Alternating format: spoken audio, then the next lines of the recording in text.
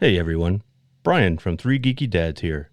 Before we begin tonight's episode, I just want everyone to know that we are now sponsored by Audible.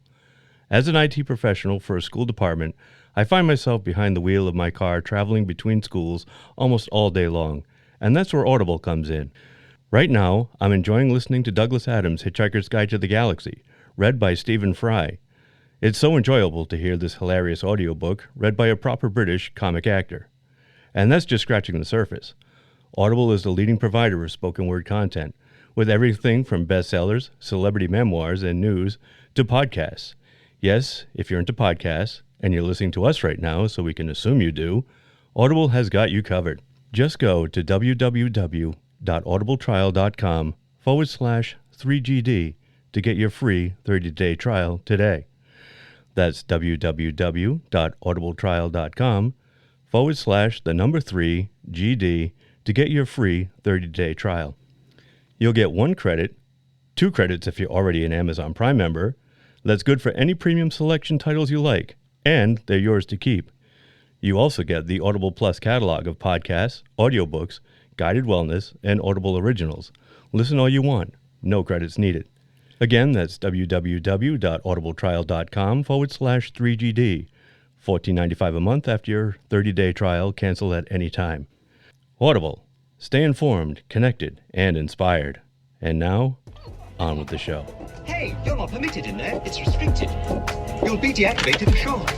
Hey, that's my escape pod! Who are you? I'm the bearded lady. But are you one of the freaks? Okay, I assume you tried to gain control of the escape pod in Dock 14. Yes, I tried to gain control. There's an escape pod in Dock 14? The escape pod was jettisoned during the fighting. No life forms were aboard. She must have hidden the plan to the escape pod. According to this, there's a single occupant escape pod called the Deus Ex Machina. Open the pod bay doors, Hal. I'm sorry, Dave. I'm afraid I can't do that. All right, well, welcome to the inaugural episode of the TRIBBLE Alliance.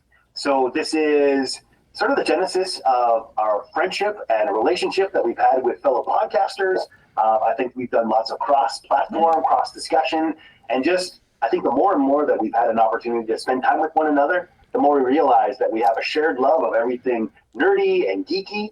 And I think this whole podcast is potentially an opportunity to really talk about all the best things that are happening right now in the world of nerddom.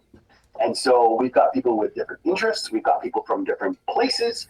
And I think the goal, and again, gentlemen, please correct me if I'm wrong, is to try to really highlight there's a wonderful, amazing core that still exists within nerddom, within geekdom.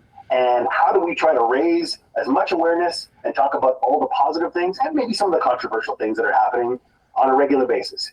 So I think the initial episode that we're going to try to do today is maybe a retrospect on 2025.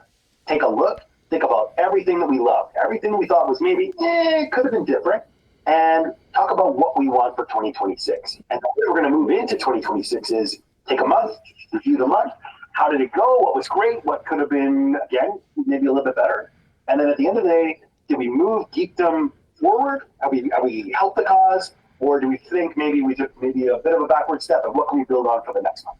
So with us today is an incredible panel of passionate geeks who are going to talk a little bit about what it was actually that got them into being a geek. Like, how did each one of you guys find yourself as a geek, identify yourself as a geek? What was it that made you go, that's my tribe?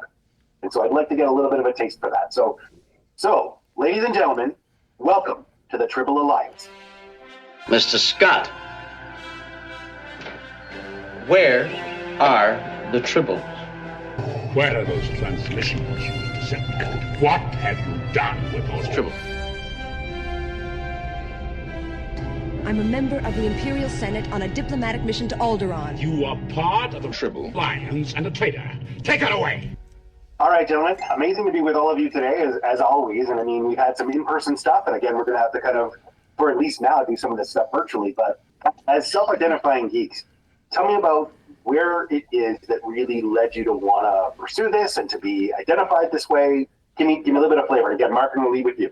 All right, so this is Marc, podcaster from Three Geeky Dads, self-proclaimed werewolf, comic book artist, father of two, loving husband to a woman. I'm going to clarify that. All these years, I had no idea. I know, you thought it was you. And I was hopeful. This is a very good question. I think the answer is like... I can't say for you guys because you're all really cool, but I was not. And when you're not cool or you're not popular when you're young, you turn to escapism to escape the world you're in because the world you're in is not that great. You know, it was a good family life. I, had great parents, a wonderful sister, and a couple of cats. But outside of that, school wasn't really cool. I only had a couple of friends who were equally as unpopular as I was. So we turned to things in the realm of geekdom or nerd that made us feel accepted. We found other people like us who didn't really care so much about the things like sports or going to parties. We were reading Spider-Man comics and watching, X-Men cartoons and Batman and all that stuff. So that, for me, that was the draw. The draw was there was a world that existed, if only in the pages of comics and in television and in movies, that I could go to just to escape life, again, outside of my home, which really had nothing for me. There was nothing I was interested in. And so that's probably my origin. It's that classic wasn't picked first for the football or baseball team, with the other kids in the neighborhood. Nobody wanted me. My head was too big, my body was too short, and physically that has changed. But... Everyone mistook you for the exchange student from Easter Island. It was weird. There you go. Now they just see me as the Buddha. They're all rubbing my belly. I ain't going to give you good luck. You grew into your head. That's nice. Almost there. So keep going. So that's, I guess that's my intro right there. That's amazing. There you go. What do you think? What's your identifiers? What's going to gotten you there? Me? Well, I'm Brien, also one of the Three Geeky Dads, and I was born at the ass end of 1967. And even though I don't remember it, I was around when Star Trek, the original series, had its original run on TV, way before it was a phenom in syndication. Like I said, I don't remember it, but my parents would always tell me the story of how on Sunday nights, and I don't know if I relayed the story to you boys last time we were together, but my parents would always tell me the story of how on Sunday nights my dad would watch Star Trek, and he had a color TV, and at the time we lived in an apartment before my parents lived in the house that they're still in now since 1970. But my dad had a color TV. He would invite Pete Lanigan, one of the other guys in the apartment building, and they would watch Star Trek together on Sunday nights. And at the time, I was learning to walk. He's mastered it now, though, right? I have. Well, it depends on how much I drink. He just figured it out. And so learning to walk, I would like, as my dad and Pete Lanigan were watching Star Trek, the original series, at the time just Star Trek, I would hang on to my dad's legs while he's sitting in the easy chair, for balance. And my dad would see me come into the room and go, "Oh no, here come the Klingons." Because I would always cling on to his legs. And I don't know if that was a harbinger of things to come, but I always remembered being drawn to sci-fi, monster movies. Star Wars did not come out until I was like 9 years old. And before that, in the dark times before Star Wars, I remember being drawn to Planet of the Apes, Thunderbirds, The $6 Million Man, countless Godzilla and kaiju movies and Hammer movies through what we had in our area, Creature Double Feature, which was broadcast on Channel 56 in Boston. And just being exposed to all this stuff as a kid and then wearing all that love for all this stuff that I was exposed to and drawn to on my sleeve and trying to talk to others as I was a young kid about what I liked and immediately finding out who was not into it as much as I was and being labeled the nerd. A geek was not really a term at the time, but you were the nerd. And it wasn't cool to be. It was not cool to be. No. We had not inherited the earth like we have now back then in the mid 70s, late 70s, early 80s. And Sorry about that. Is that you? Yeah, that was me. My wife is texting me. Oh, hi, Kathy. Hi, Kathy. So yeah, we all got teased back then. Yeah, it was tough. It really was tough. But it made me who I am today. My love never waned despite all the teasing and being made fun of for liking Star Wars and Star Trek and monster movies. And yeah, it definitely made me who I am today. Awesome. Okay. Yeah. Tristan, what do you think? What's kind of your origin story? Oh, toxic waste. Some ooze. The ooze. Gamma radiation. Yeah, right. It was. I was in a fishbowl with other turtles. I knew it. No, it probably it really I got into comics because I was lucky enough to have some early friends that we all just kind of shared that and cartoons, and that lent itself really easily. We had cousins too that had some cool comic books, and so there was a lot of that happening around. But I could say the thing that really, and especially my passion right now that I'll talk about throughout this as well is lucky enough having a group of friends that were early kind of into D&D and RPG. Oh yeah, that's my love. I'm obsessed with that stuff, and so being able to we know you're a huge gamer. Oh yeah, I love it. I love that stuff. But you can't hate the player. I can't hate the player or the game. That was a big thing, and I guess why I kept embracing it again and again is that my folks, moved around a fair bit, and I guess technically, and so there is that. So moving around a lot, you're making new friends a lot. We traveled a lot, and so having to create new friend bases and things like that. And always I would seek out the kids that were into role-playing games and stuff and that kind of thing. And there were always that. There were always these, at least some group of kids that enjoyed role-playing. And so that was my entry point to go in and make friends and start a new kind of group of friends. And so, yeah, it was really comics great. We grew up being raised by movies kind of thing, which is the substance of our podcast, the Get Your Shine Box. But it was movies that really drove so much of my creativity, and then an easy access point to great films and great other mediums of that kind of geekdom. So yeah, very much. I was the part of the satanic panic. I would say. Yeah. Well, and Reefer Madness. Yeah. Oh, Reefer Madness. Don't bring that up. Oh. But you. Yeah. So sort of same thing.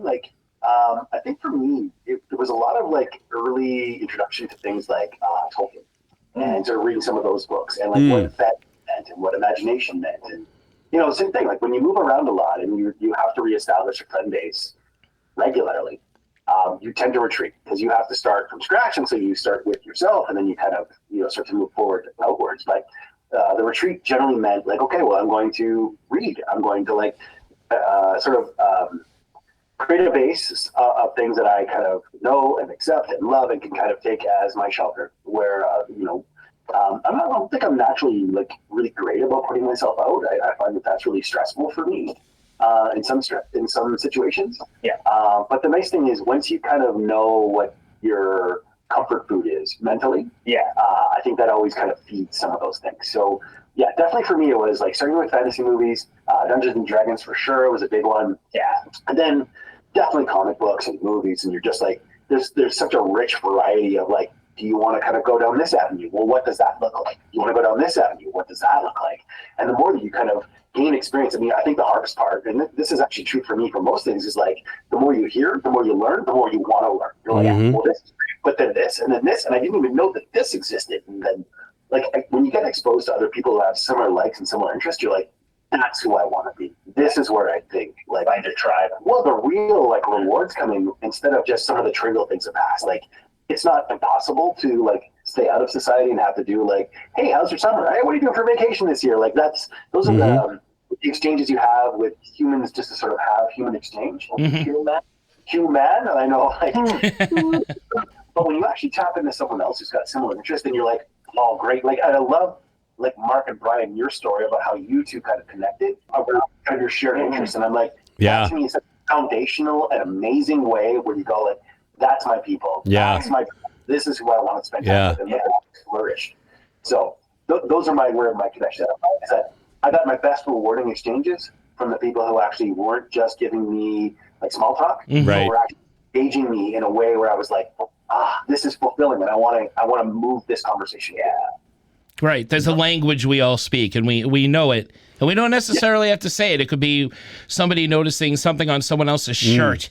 Or, you know, just like, oh, I know this guy right here. Okay, he's got a Star Wars shirt on. I can talk with him. I can have a conversation with him, you know? Yeah. I can't do that to somebody wearing a Dallas Cowboys shirt. You know, what the hell am I going to say? Yeah, that's how I met Marc. I saw him at a school function because our daughters went to the same school, and he was walking around. Livy was in your arms. She was barely 1 year old.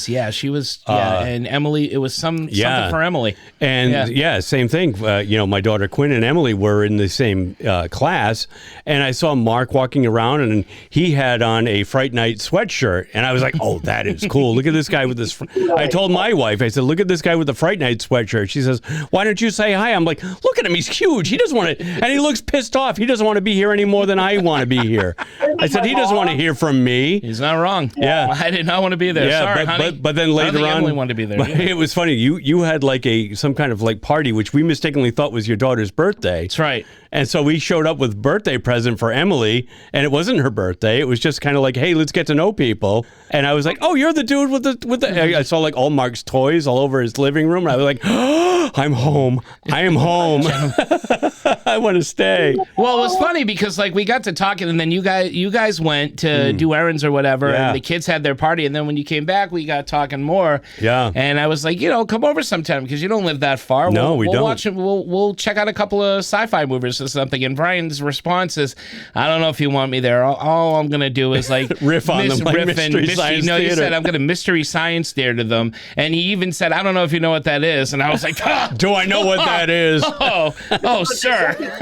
And that's when the dam burst. That's exactly. it. The floodgates opened, and Marc and I just sploosh. Yeah, we were like quoting Mystery Science Theater and talking about our favorite episodes. And like, I think this is the amazing thing about like identifying as a geek, identifying as a nerd, and going like, hey, that's someone where like that dam burst, that magical moment where like, holy smokes, I can expose myself in things that I like in a way that I could never do. Wait, were you there? Oh no. Right now, we better not use the YouTube footage because this is going to be very important. But I think this is the power of this, right? Like, sure. It's kind of an exchange. I was going to ask you guys, give me a bit of a flavor. Tell me about 2025. Like, lots of other things have been happening peripheral to geekdom, but in terms of geekdom, do you feel like 2025 was a good year for us, or was it maybe more of a challenging year? And I'd love your thoughts. Am I starting? You want to go first? We're just going to go around the room. Yeah. So all right. Okay. Around the room. 2025 in terms of nerdom for me was overall positive. I talked about it. The movie of 2025 for me was Superman, and I finally got an awesome Superman movie. So that overpowered anything that I was disappointed with at all in terms of movies. Comics have been better. I have the Incredible Hulk run that's been out right now was phenomenal. Absolute Batman has been amazing. So DC and Marvel has been, for me anyway, pushing their A game and great storytelling again, where it was filtering for a little while with just constant reboots and reimaginings, and then just for both companies, somebody came along and just did a title where I was like, oh, okay, I'm all in on this. I'm getting my Incredible Hulk that I want, which I'm not necessarily, have not gotten in the MCU for a very long time, but I'm getting my Incredible Hulk the way the monster that I've always loved as a kid, and I'm getting absolute Batman, and I'm getting a great Superman movie. There's some really good horror films that came out for a while. Horror was getting kind of stagnant for me, so I think overall it's been a very positive experience. Television, there's been great shows. The Studio, Welcome to Derry, which was my top television show for 2025. Yeah, I was enamored with how amazing that show was, and it made me want to go back, and I am doing that. I still have to watch it. Yeah. Oh, it's so good. I still have to watch it. So yeah, that would I would say in the world of geekdom and nerdom or whatever, it's for me overall been very positive. In different mediums, a lot of great things have been produced. And it seems like in these same mediums, really good quality stuff is coming out again. Mm-hmm. I feel like there's one thing that you like would go, if this never got tainted or never got changed, that would be the best thing for nerddom, right? So, like, you've outlined a whole ton of really good stuff, but what's the one thing where you're like, that needs to hold? That's bastion. To me, it's the Superman movie. Okay, yeah, perfect. It's the Superman film. We'll talk this later, too, because similar vein, I actually feel like that was the one sort of beacon, and we're going to talk about the con and the Kirk, but I think that's part of my Kirk. Anyway, yeah. All right, what do you think? All right. So for me, I mean, like we said, we're going to keep this positive, but globally, 2025 was a real shit show. And thankfully, there was a lot of stuff that we could escape to and shut off the world for a little while and just go to our happy place. And last year we had Sinners, the Ryan Coogler movie. Absolutely loved it. Charge of the most. Yeah. Yeah, and well-deserved, too, I might add, because I really, really love that movie. Like Mark said, James Gunn's Superman, Marvel's Fantastic Four, the movie Weapons, which was it just came out of nowhere, but just blew me away with how well it was done. Guillermo del Toro's Frankenstein on Netflix. Good one. Pluribus on Apple TV, one of my absolute favorite shows of last year. So good. Yes, yeah. And we had the return of Daredevil on Disney, and now we've just got the trailer for season 2 just dropped, so we've got that to look forward to soon. We've also got Murderbot, The Pit on HBO, The Residence on Netflix. These are all shows that I was just watching and loving. So good, so much escapism, which we desperately needed in this climate. Yep. Yeah, fair. What's your tentpole? What's the one thing? Just the same question that I had for Mark. My tentpole, if I had to go, I think it would be Pluribus. Would be the one that really raised the bar for me. I was so enamored with that show. I had no idea what it was going to be going in, but I loved Vince Gilligan's. Mark was the one that reminded me that he was a writer on The X-Files. But then I just I just watched for the first time over the last year through 2025 Breaking Bad and Better Call Saul, because everybody was like, "You've got to watch this. You've got to watch this." I'm like, "I know, it's on my watch list. I will get to it. Well, 2025 was the year that I finally got to it, and oh my God, were they fantastic. And then when Pluribus came out, and it's starring not Caroline Rhea, Rhea Seehorn, Ray Seehorn. Rena? R-E-A-R-H-E-A. I think it's Ray. I think it's pronounced Ray Seehorn, who was in Better Call Saul.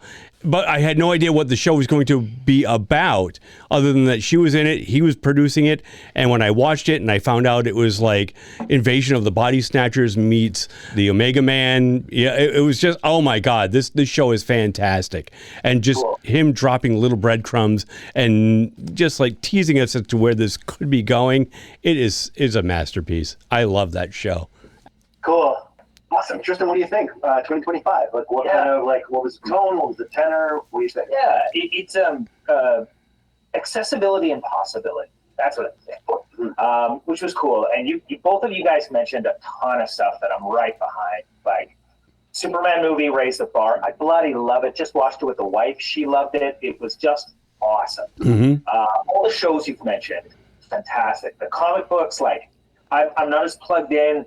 I've yet to go like Batman, the new Batman kind of like angle, the new way DC's tackling a lot of that stuff, a lot of new Marvel stuff. I haven't had a chance to get into from 2025, but I know there's beautiful, amazing stories being there. The perspective I can bring, and again, I don't want to beat this dead horse, but it's the one I'm obviously obsessed with, is just what's going on with like RPGs and there is, because of platforms like Kickstarter, Indiegogo, a lot of crowdfunding sources and other kind of websites. And these are not new, but other websites like Drive-Thru RPG and stuff like that, people are able to create new systems, new stories, and get them out there all the faster. So we're getting like this massive variety of really cool stuff that's coming out and that you can get into right early and support. they're re-releasing the 80s Teenage Mutant Ninja Turtles RPG. Nice. I didn't even know there was one. That's awesome. When do we play? Yes. Oh, I'd love to do that. It's so cool. There's actually a game that I earmarked that came out in 2025 for us to play. All right. There's a few, but there's one in particular. It's called Die the RPG, and it started out as a comic book. And the premise is Die the RPG is based, or Die the comic rather, is the German for the. Yeah. D-Bart. D. Exactly. Thank you, gentlemen. Yeah. But the premise is that these group of younger, like I guess like teens, get together. They're not all friends necessarily, but they're trying to support the one friend who wants to write his own RPG, his new system, and get them involved. And he creates this whole kind of thing and gets them to create their characters based off their own personalities. Kind of like the cartoon in a sense, D&D. They get sucked into this kid's world, but they're there for 20 years. And a lot happens where they become like super jaded and lots and lots happens. There's cool as of taxes. As of taxes, yeah. But there's a cool like the character classes. Like this one character, he's called the Grief Knight, and he gets more powerful and more deadly the sadder he is. Nice. So the rest of the people are like making him super sad. Yeah. So they then get transported back to the real world. Depression is my superpower. Yeah, right. But age they were when they left, but with the wounds they had when they left. So like one girl has like an arm missing because in the game she loses an arm and stuff like that. All that emotional trauma. But they all came back without the dungeon master who was still stuck in that game. And now they got to go back into the game to go get him. That's a comic book premise. That's cool. And it's fucking awesome, Anyway, nice. So long story short, there is all these cool games. Like there's the Dark Crystal RPG that just came out. There's sweet. All sorts of cool things that all were produced and are being produced, and the accessibility now for you to get involved and then create this stuff. I think 2025 really bolstered. So that's what I really enjoyed. That's awesome. Yeah, the tentpole is maintaining those outlets to then pour out creativity, pour out more and more opportunities to take even a known IP and turn something that you interact with it differently, like an RPG. Well, you've been pretty active in trying to facilitate those things, so I think you're at least contributing to your tempo. Like, you are. Like, you make yourself available and you try to do that. That's not for everyone. I mean, there's a commitment that's required that not everyone would do, but I think you're doing an awesome job of that. Stop now. Stop it. Of course. Yeah, this is the lead up. We're going to bring you down the paved trail. Yeah. No, appreciate it. But no, round us up. No. But it's the same thing. Like 2025 was like for all the limitations, kind of from an emotional perspective, like everything else in the world. I honestly feel like the menu of options has been incredible. Like you get to see stuff, you get to access stuff, you get to there was pursuit of certain things, even in spite of wanting to produce fan service or kind of perpetuate IPs. For sure, I'm with you on this, Mark. Like my beacon, my tempo, and I'm just going to go from there right now. Okay. Is for Superman because I think so much about the Zack Snyder versions were great. I love them. I thought they were really interesting, and I think it kind of spoke to me in a certain way, in a certain time. But the optimism and just it was lovely, and he was human, and he was very much like this great, happy, positive guy. I'm like, this is awesome. I mean, with a fun foil in Guy Gardner, a Green Lantern guy. So that's kind of my little moment. But ultimately, I think what I really appreciated about 2025 was I felt engaged. Like from a nerd perspective, there was a lot that I could have looked at from a Marvel perspective, from a Star Wars perspective. I love the Marvel Zombies series. I thought that was really fun. Yep. There was lots to enjoy, but ultimately, I didn't feel like I wasn't satiated. If I needed something, it was there. And what I really enjoyed about 2025, I don't feel like there was any shortage of things. And my fear now is, of course, going to be as we get closer to like this idea, like, okay, well, these are popular, so we're gonna make more. Yeah. As opposed to this isn't popular, so we're gonna limit. I just want to make sure that we never limit what people are prepared to experiment with, and I think that's my fear for 2026. So, well, not to jump ahead. Go ahead. About 2026. I've watched 6 episodes of Wonder Man. Yeah, what you say so far? Yeah, oh, I watched the whole thing. I haven't seen it yet. Yeah. How was it? Oh, dude, I loved it. Was it good? I thought it was fantastic. Really enjoying. You've seen? I haven't seen it. You haven't seen I haven't it? seen it either. Okay. No spoilers, but they're unearthing a couple of obscure references and characters and things. What it seems to be, and I like if Marvel keeps this, is looking at the humanity and making a story where the powers are almost secondary. Right. Kind of what Superman did, where this dude and all the things that make him up, and oh yeah, he's got powers. Yeah.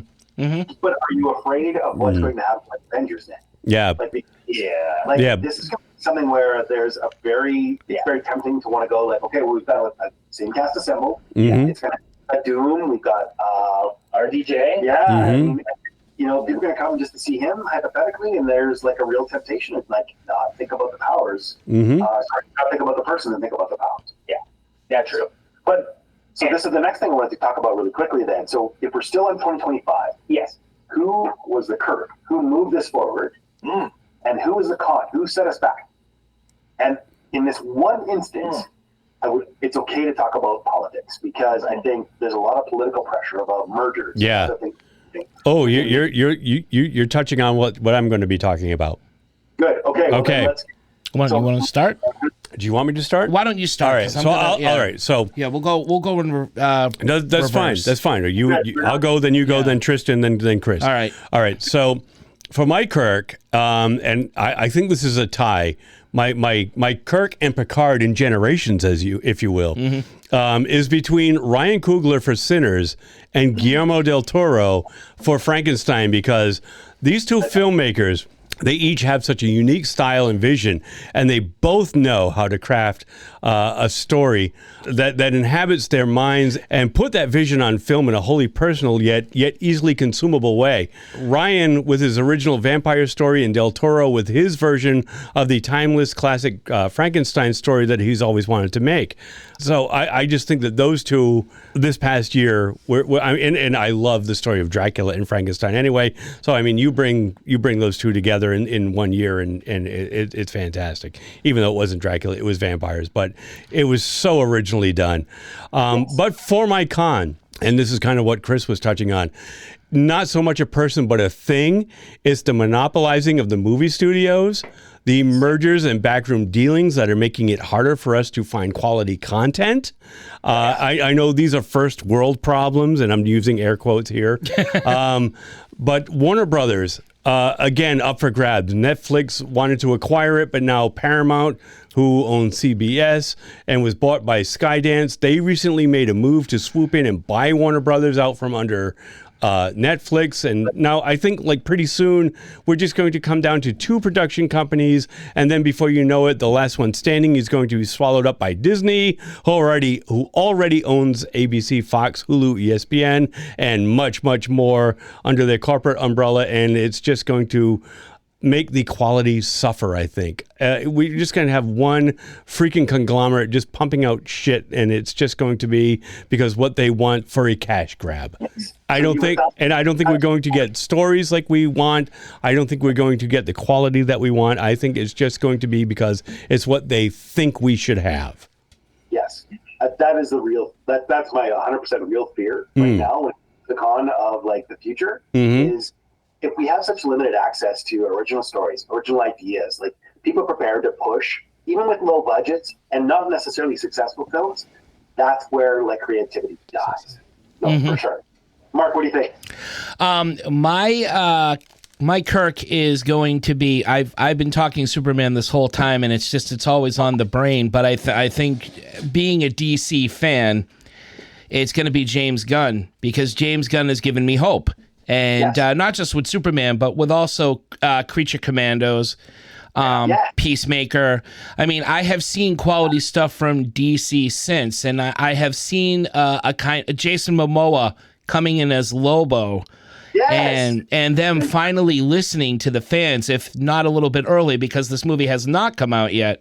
The fact that they finally listened to something, you know, is baby steps into the right direction. My con, I unfortunately cannot. Derek would tell you better than this, but my con is this comic book artist. I cannot remember their name, who was supposed to create a new Red Hood title.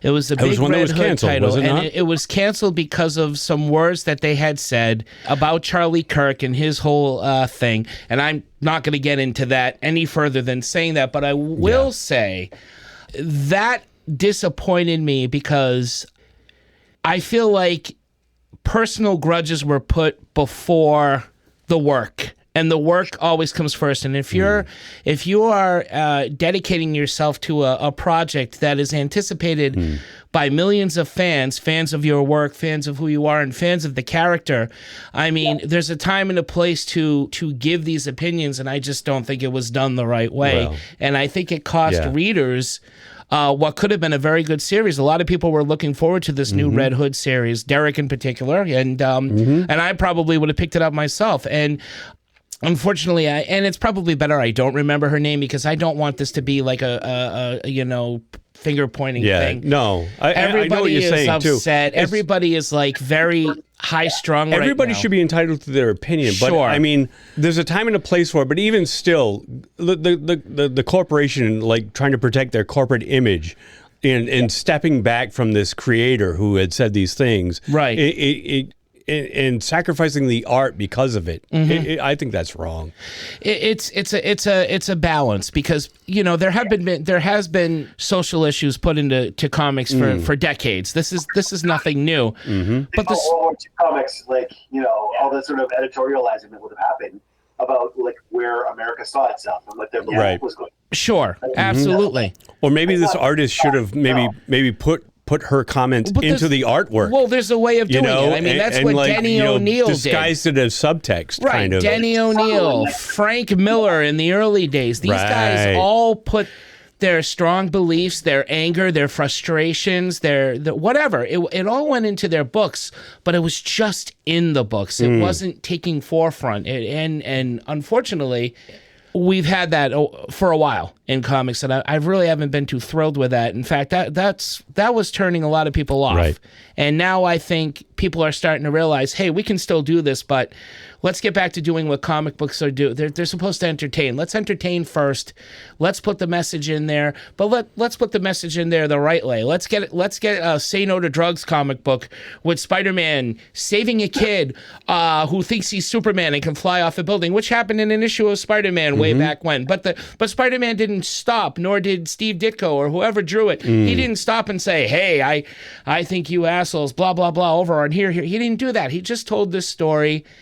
And that was it. Him and Stan Lee, they were just like, let's just throw in a little bit about what's going on in the world. It's a 2-page thing, and the rest of the story is like Spider-Man fighting Green Goblin or something like that. Is that part of the valor, though, of being a geek? Is that we're hypothetically a little bit more sharp than the average bear, and so you can embed those things, and the understanding is there. Like, I want to feel like it's not like we're explicitly, and this is not a knock on anyone who's like sports adjacent or sort of like more kind of a physicality versus a mentality, but we are hypothetically like a bit of a sharper potentially breed. And so, like, to your point, why don't we embed those things? Because people will get it. They don't have to be explicitly told. Yeah. This is my thing. Could it not be more of a like, hey, look, what I want to convey is I don't agree with this, or I think this should be a different way, and I'm going to show you through how my characters, how my expressions are being interpreted. Yeah. It's like Alan Moore said once, I don't want everybody to agree with me. I just want people to think. And there's a way that I wouldn't go so much by what he does now, but back in the day when he was, good, he really knew how to do that. And I think all the greats were able to do that. And that's what I liked. But Story first, entertainment first. We talked about it in the beginning. This kind of stuff is our escapism from the real world. At least it is for me. I know all about all the horrors and travesties that are happening. I don't need them in my Batman stories. I don't need them when I need to go watch a Marvel show. You know, I want to see Spider-Man fight Dr. Octopus. I don't care what Mary Jane thinks about religion. You know what I mean? Like, not that was an actual thing, but there was stuff like that going on for a while, especially in like the CW shows. I want to watch the Flash fight Gorilla Grodd.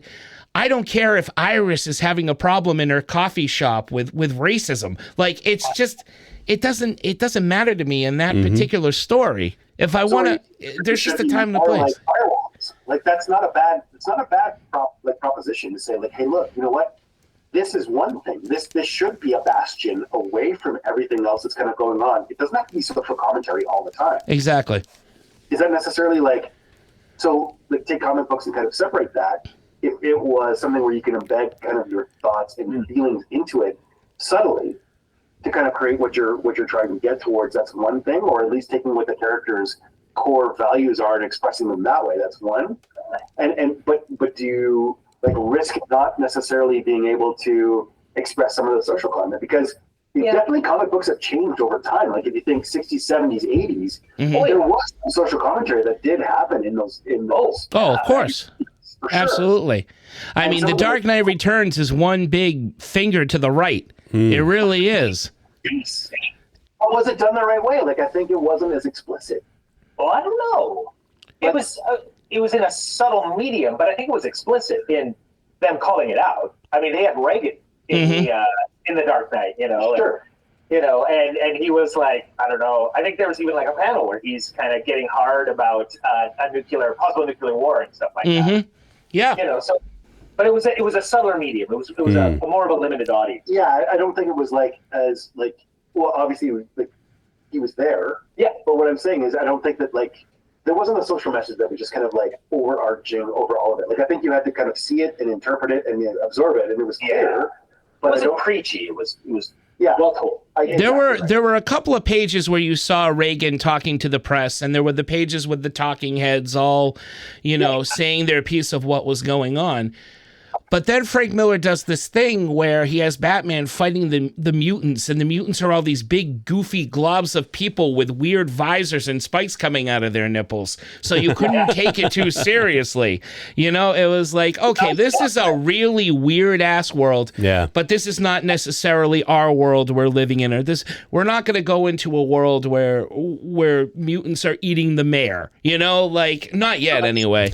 Yeah, that's fair. Tristan, your Kirk and your con. Okay, just two comments.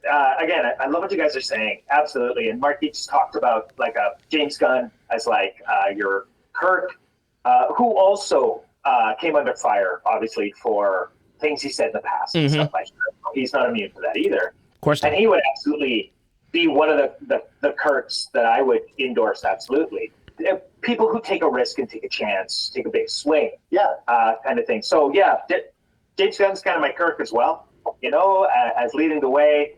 If I have to, not have to, but if I want to talk about, RPGs in that sense, like Matt Mercer and the crew of Critical Role, and even like, however we feel about that guy, he's a massive advocate for RPGs, and he's got a phenomenal following of things. So love that. Like they absolutely are pushing it into mainstream in so many ways. I was trying to think about a good con. And you all raise perfect people or individuals or areas where con is. But I think the one that affects me, and I see it as a ripple effect, and I know this is really nebulous, is like monetization. Yeah. How are we going to make more money in this? How are we going to squeeze every dime? And I see where that affects in every medium, where great shows and great potential could do great, but because their bottom dollar wasn't where people wanted it to be, they need to alter it and make it more appealing to a broader audience. Satirizing it, or Disney's the acquisitions, like you guys talked about, is exactly that too. How do we pump out content as fast as possible? We're getting things that we could be better, like Moon Knight, say, and so many different things. And so, to me, the big overarching, the big monster is is that how are we going to monetize what we got here if it even remotely seems like people want it? And that's the shitty thing about geekdom, nerddom, that because it's becoming more mainstream, as we're getting, more and more people are embracing these pieces and stuff. The biggest thing is, hey, a good cross section of people like this. How are we going to milk every dollar out of them? And our bullshit raters are turned on. We can sense it. That's why, at least for me, I like, there are like probably 15 different series that I've started and haven't finished. Like, okay, I get where they're going. I feel like some things are starting to pander to me, and I just lose interest. And there's something else shiny to get my interest. Right. PhD kid, right? Yeah. So, Okay. Yeah, that to me is it. Okay. Yeah. So same thing. Like, I think James Gunn is my Kirk for sure. Like, I love where this is going, and I pray he's able to continue. And I think if I'm going to think about my con, it's his foil, which is the Ellisons. Yeah. Like, the idea of this whole like acquisitions and trying to like undercut and take Paramount in and try to take Warner Brothers away from Netflix, because it happens and the limitations come where, to your point, Brian, you've got 1 or 2 studios left. Right. Actually produce content. Nothing is going to be good. Everything's going to be commoditized, just as you've just described it. Yeah. Then suddenly, like, all of this wild variation where people are swinging for the fences, it won't happen because there'll be a rational calculation that says this isn't going to pay out the way that we think it will, and so let's shut down before you even get started. Yeah. List on one hand the amount of Sony-produced Marvel IP live action. That's garbage. That's a very good con right there. Now that I think about it, the Sony movies. Yeah, maybe the first time. Yeah. But even then, it was passable enough to make multiple iterations. It was lucrative enough to make multiple iterations. Sure. Well, again, I'm using passable, both from a financial and like a visual perspective. But generally speaking, that was not a great film. Like, it was fine, but it wasn't great. No, not at all. Rewatch if I want to go and like riff on something. I would love to play with that. Please. So there's lots to play with. Morbius. Oh my God. Fucking Craven. Let's go Craven. Like, I haven't even seen Craven. Yeah, you have. Have I? We watched it. I think I fell asleep. You did fall asleep. Yeah, so I still haven't seen Craven. It's not good. And again, I wouldn't say it's worse than Madam Web. I think Madam Web was the bottom dollar for me as far as I know. It's Madame Web. Yeah. Let's honor as the French would say. Yeah, the French would say. Madame. Excuse me, Madame Web. But it's not good because no one cares about them. No. Why have all these Spider-Man villains if you're not going to tie them into Spider-Man at all? It's like one What's thing. the point? It's one thing to get away with Venom because Venom is already transcended from the, kids recognize Venom. They know who he was. He was in a multitude of cartoons, and so. But Craven, like, when did you hear anybody talk about Craven before? Who's the Rhino?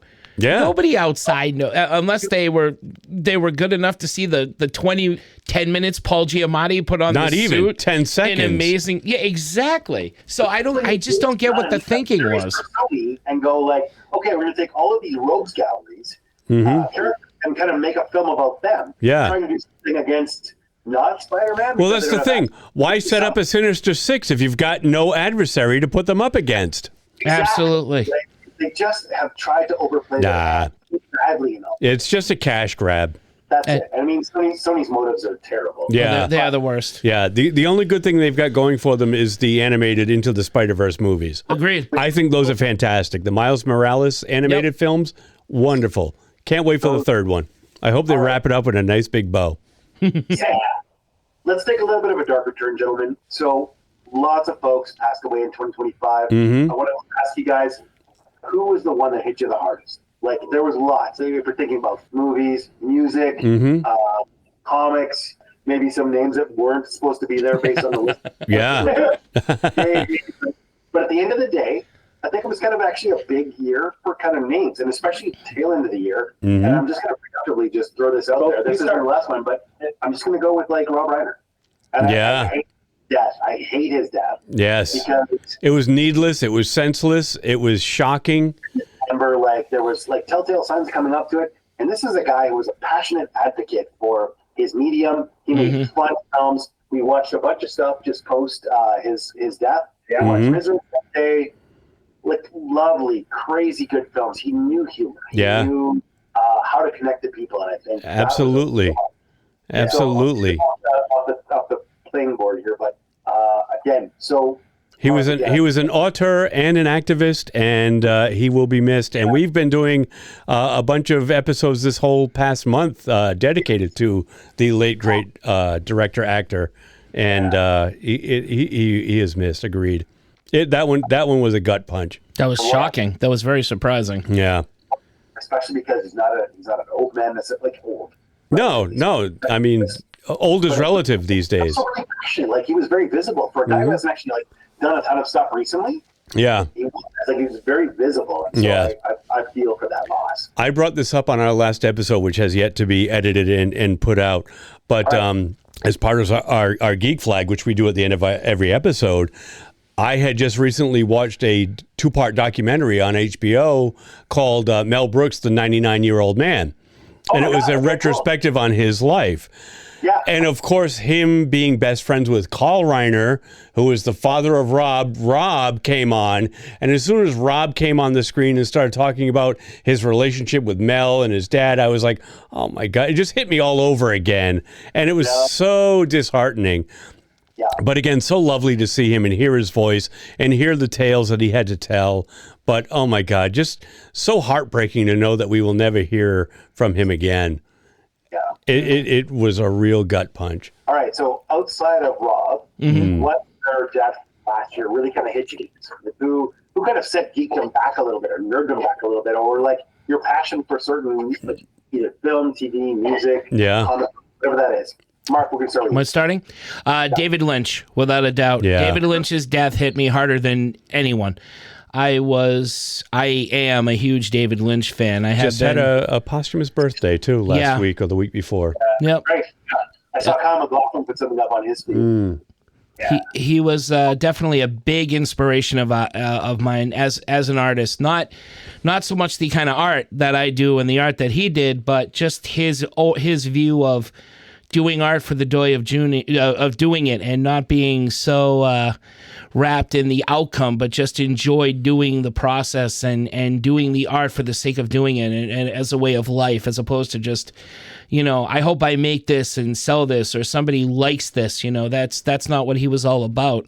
I love his films. I loved him as a person. I bought this back when we had Borders. I bought an interview book by Chris Rodley called Lynch on Lynch back in, I think, 1997. And every year I would reread it just to get that passion, because his interviews were fantastic. His outlook on life, incredible. His journey into transcendental meditation, the way he viewed everyone and everything was just, he was a one of a kind. There was nobody like him. There never will be anybody like him again.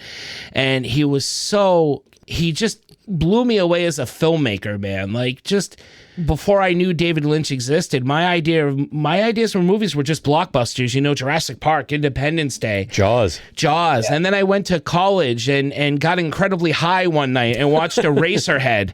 And I was like, holy shit, this is a movie. There's movies like this out there.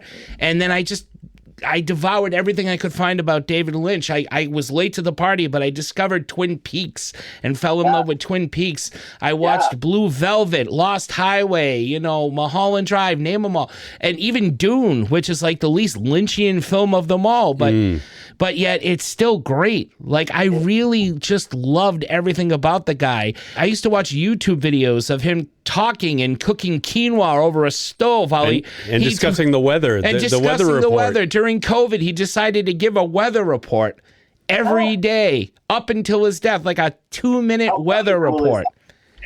And he's incredible. Who's the closest to Lynch now? If you were to go, like, there's a guy who's keeping Lynch's legacy alive. No one. There's great. Listen, there are great filmmakers out there. There are people that are influenced by him, but there hasn't been anyone that has just the. I don't even know how to describe it, guys. Yeah. It's just, he's one of a kind, like truly one of a kind. I mean, I was a huge Cronenberg. I think David Cronenberg. Cronenberg would be a second. He's still alive. He's alive, but his stuff is just like not. He's totally just done a 180, and I don't even know what the hell he's doing now. You know, Lynch has always stayed true to his kind of artistic films, and he's just done things his way. And whether film goers hate, and I know many people who don't like him. You know, people don't like his films. People don't like his TV. They don't like his art. And you know what? He never changed it. He never cared. He just kept going. He's like, yo, you didn't like Dune? Well, here's Blue Velvet. Try that. Oh, you didn't like that? Yeah, Tough here's the straight shit. story. Exactly. But wasn't that the point? Like, I think for many of his films, a lot of it was about creating dialogue and conversation and reaction. Like, I'm going to put this out there, and if you hate it, I don't give a shit, because at least you're talking about it and like reacting to it in a very visceral way. Yeah. Absolutely. His whole idea was movie making was like paintings, and he was a painter, and he made these paintings, and he worked with all different types of textures, and he made movies the same way. I got a bunch of ideas. They're all going in a movie. You're either on board for the ride or you're not. And if you're not, hey, that's fine too. But I'm not changing the direction I'm going in. And I love when filmmakers do that. You know, whether it's Quentin Tarantino, whether it's Rob Zombie, there's a conglomerate of people that don't like these guys' films, but there's a percentage of people that do. And maybe not having, in fact, I don't even know other people really, certainly not back then, a lot of people who were into David Lynch. And for me, that even made it more special. Sure. You know, it's like, oh, this is something not for everybody, but this hit me the right way. This is really cool. I'm gonna stick with this. Well, there's also something really like satisfying as a geek about being able to go like, no, this is for me and for my select crew. And when you get it, you get it. Absolutely. Those conversations, I think, are actually fundamental to revealing who your people are. Sure, it is a cult following, and cult following, it almost sounds insulting to him, because he was more than just an underground filmmaker. But if he was good, if he was good enough for Mel Brooks, he's good enough for me, because Mel Brooks is the reason people like David Cronenberg and David Lynch got made, because Mel Brooks was a madman who saw something in them, and I think that's phenomenal. Yeah. And again, Mel Brooks produced The Elephant Man, which was David Lynch. After seeing Eraserhead, he's like, oh, David Lynch can direct The Elephant Man, and everybody's like, what? Yeah. And he was absolutely right. What an interesting source material to go after. Absolutely. I still haven't shown these guys Eraserhead. I'm afraid to. I still haven't seen Eraserhead. Have you guys watched it? Which one? Eraserhead. You've seen it. I've seen it a long time ago. I need to rewatch. Yeah, that would be a good rewatch. Yeah. Actually, the first year I went to Comic-Con, I had my Eraserhead shirt on, and I was getting an autograph from Jim Lee, and he's like, "Oh, Eraserhead, dude, that movie was messed up." And we had until his crony there, whoever you call them, the handlers or whatever, pushed me away. Yeah. We started talking David Lynch. I'm like, "Holy shit, I'm talking David Lynch with Jim Lee. That's cool." Cool is that bridges certain worlds, right? Yeah. Yeah. And again, just as an artist, he was just a big inspiration. Just make your art. Who gives? His attitude was fuck it.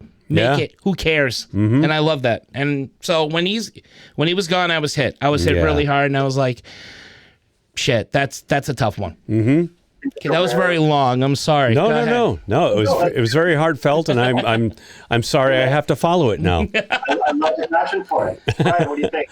Who hit you? So I went through the list of people, and like you, I was looking at Rob Reiner, and that one, like I said, was a gut punch. There were others on the list that were movie makers and musicians, and I was like Ozzy Osbourne. It's such a body of work. But, I'm like, do I really want to see him continue with his Parkinson's and going into his 80th year as a rock and roller? I'm like, no, I want to remember Ozzy from the heyday. I don't want to see him running on fumes and inertia. Right. So I was looking at somebody, again, we were just talking about artists and art, and I came up with Drew Struzan. The poster artist extraordinaire, because we have all these filmmakers, but Marc put it best when we talked about Drew on our show at the end of last year, and Marc said when Drew did these movie posters, he wasn't drawing the actor, he was drawing the character, and he was able to capture the essence of the character from the movie, not just the actor portraying him. And he's absolutely right, because when you look at like all these photoshopped heads that they're pumping out now for movie posters, it's soulless. And it's just the actor in a costume. But with Drew, you would look at that poster and it would automatically trigger a feeling like, what is this going to be about? And I can't wait to see this movie. And he is a force that is going to be missed, because you're never going to get, I don't want to say never, because I mean, there are very talented artists out there still doing poster artwork, but for the most part, they're being underutilized for, like I said, photoshopping, just characters from the movie and sticking them with a bunch of like floating heads on a poster with a title. And that's all you're getting. It has no soul. Sorry, you guys talked about it in your show. Just the idea of like Goonies and a different poster depending on who was. Exactly. He had all these different versions of the movie poster, and he had like a different character on the top. Well, Back to the Future. I mean, there's countless. So great. Right? Big Trouble in China. But I when I think of that a film, I go, oh, geez, I want to watch that film again or something. Right. That movie poster that he did comes to my mind first. Yes. And then I start to think about scenes. Yeah. Right? So you're exactly right. So good. Yeah. So good. It just evokes so much. We're just in a time of shortcuts, right? Like where very much like artificial intelligence is taking a different role, and it's easy to produce like images. However, when you put your heart and soul into the thought of like, I want to emphasize a thing, this idea of curation and kind of like really tailoring it to what the output is supposed to look like, that's lost. And I can't agree with you more, Brien. Like, what a wonderful, incredibly beautiful and soulful, like the things that he created were like very meaningful. I think to anyone who was like really involved in the films and wanted to like kind of take something away and like internalize it. Yeah. Well, also, like if you were a little kid growing up with video stores in the early 80s, and you saw which I did, you saw Drew Struzan's work on a Back to the Future video cassette. Yeah. That's all you had to go on. Or even those cardboard standees that they would put up, on display before you even got there. We couldn't go look at a trailer up online. I was too young to see I didn't see this movie in a theater. I didn't see a trailer for it. My mom took me and my sister to the video store, and there it was. And we had no idea what it was about. There was a young kid. He looked cool. He had these sunglasses and this really cool car, and it was about time travel. That's all we had to go on. It was that Drew Struzan image, just as it was for Indiana Jones, just as it was for Star Wars, that really, really sold the movie. Because I wouldn't have, if it was just Michael J. Fox's head on a video and a picture of a car, I would think it was a car movie, and I'd be and I would say no. Is this Knight Rider? The film. Exactly. What is this? That's the kid. That's the kid from Family Ties. He drives a car. I don't care. And I want to say really quickly, it's funny that Brien brings up Drew Struzan, because I was thinking of this morning. We were going through the Disney Plus app, and one of the categories or subcategories were all the Star Wars films, and they were all in order, from starting with A New Hope, Empire, Jedi, and then the prequels, which were still done by Drew Struzan.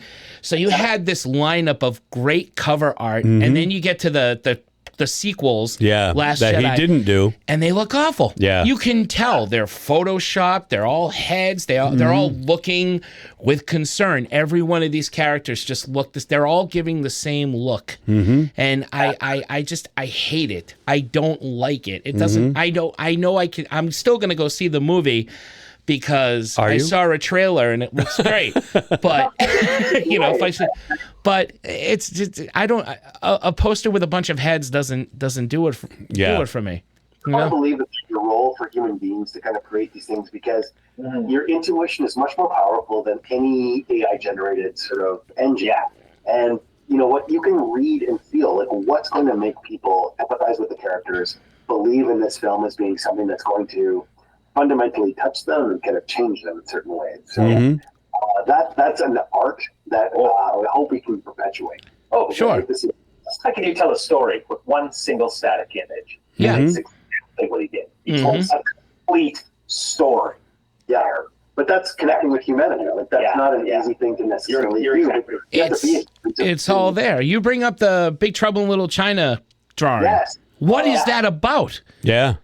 If there was no word and you had no idea, there's Kurt Russell. He's huge. He's holding a gun. He's towering over all these images, and there's all these wizards and monsters, and they're all along the bottom, and ever seen. And Kim Cattrall splayed, all sexy like. It's like, what is this? I've got to see what this is. Again, not having a trailer or the internet to go and connect to. Yeah, that's what it was all about. And in short, you don't really have to do it now because there's ways of finding everything out and seeing a trailer you haven't. But not at that time. Not at that time. And it just made the whole experience. I know we'll probably touch upon more about this later in the episode, but it just made the experience more magical. You know?